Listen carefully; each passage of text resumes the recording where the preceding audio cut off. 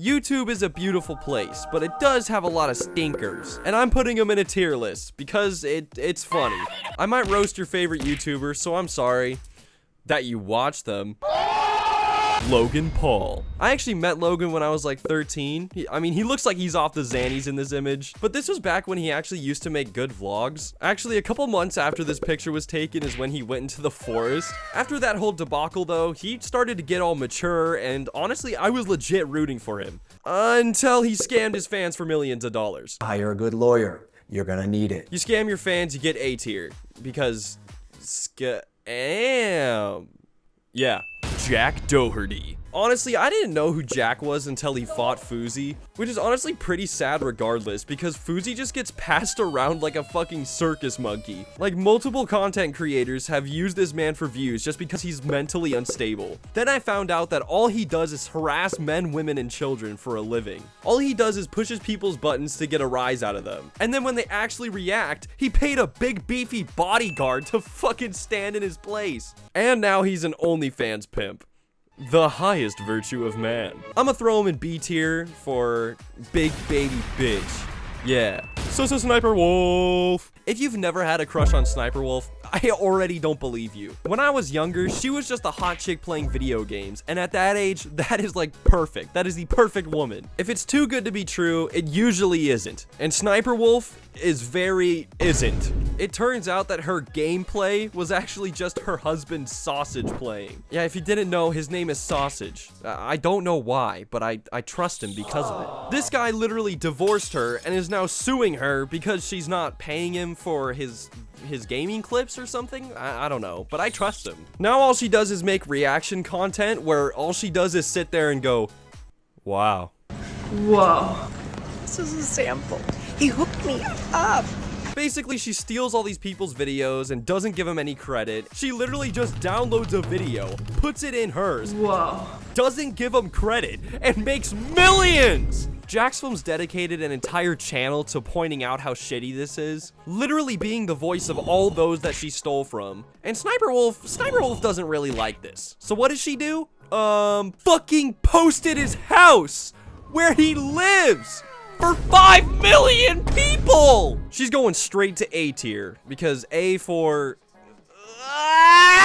Eric. Oh, Eric, the guy that started his YouTube career by stalking Logan Paul. Like, imagine you're Logan Paul and you just randomly see this guy just start appearing just wherever you go. And then one day, he just shows up at your house? To be fair, he had a reason to be there, like he was buying the couches, but at the same time, it's a little weird. But he did basically start the whole YouTuber stalking trend. Like, Mr. Beast has a ton of people now that just drive to his hometown with a big old camera, hoping to catch a glimpse of him. And I'm sorry to break it to you if you don't already know, but Eric, he kind of fakes a lot of his videos. And yeah, he does that. If you want more info, check out Soggy Cereal's videos about it. They're wonderful. Anyways, for the crime of faking your videos and being kind of a dick, you get C for cock and ball torture. Matthew Beam. Matthew started his career as a very humble, hype beast. Then he adopted the Airac model and started to give a bunch of YouTubers cars, which is honestly better than what Airac did. And honestly, that's not even that bad. Like, the main reason Matthew is on here is because he's annoying. The typical Matthew Beam video just starts with, I'm gonna build a fucking house. Then he cuts the video so fast that anybody with epilepsy would start breakdancing. But honestly, his videos are getting a lot better, and he does have actual talent with being able to build shit. So you know what, Matthew? One day, you probably won't even deserve to be on this list. So you get a big fat D for doing the right thing. Yay! Keemstar. Okay, this one's really bad. Like, do I even need to bring up Alex? Everybody type in the chat, Alex is a stupid name. Basically, Keemstar has a long track record of being the shittiest human alive. His entire career is based on monetizing people's mental health. The biggest one being Fousey, who literally wanted to end his life because of Keem. He also bullied a guy with cancer until he died, and he still talks shit on him years later. He falsely accused a random guy of being a predator, while the real guy was still in jail. He bullied a guy with autism. He scammed his fans with NFTs and crypto, not once, not twice, not 3 times. Honestly, I lost count. He did all of that while criticizing tons of other YouTubers for scamming. At the same time, he was doing the same thing. That isn't even all of it, and he already made S tier for being shitty. Yeah, we keep it simple now. Fidas. Oh, who would have expected? Another offspring of Arak. And another surprise, he also likes to harass famous people? What? Fidas is a very interesting guy. I don't know why, but he likes to go to other countries and cause havoc. He broke a bunch of laws in Japan, which I don't know why YouTubers are obsessed with Japan, but whatever. Instead of going after YouTubers though, he decided to upgrade. He went to the next fucking level and stalked Elon Musk. I don't know how long he did this. I think it was over like a month. Pause. Update. He did nothing but stalk Elon Musk for over 3 months.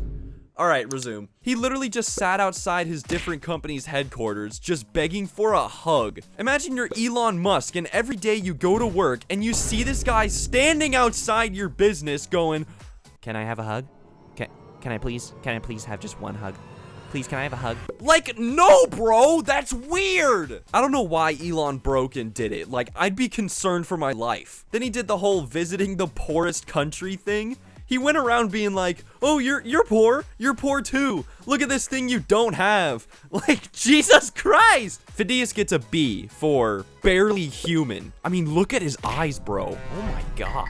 Miranda Sings. Now, I never really liked Miranda, and that's mainly because my sister loved her. I had to listen to her annoying-ass voice every day, and when she wasn't watching her, she was imitating her voice. Matthew Beam is an angel sent from God compared to how annoying Miranda is. If you don't know, she got exposed for talking to kids in a not PG way, and apparently is kind of a bitch. And she's the YouTuber that gets to be in a Disney movie. I guess what they say about Hollywood is true. Straight to S tier, baby. And S is for... Shut the fuck up.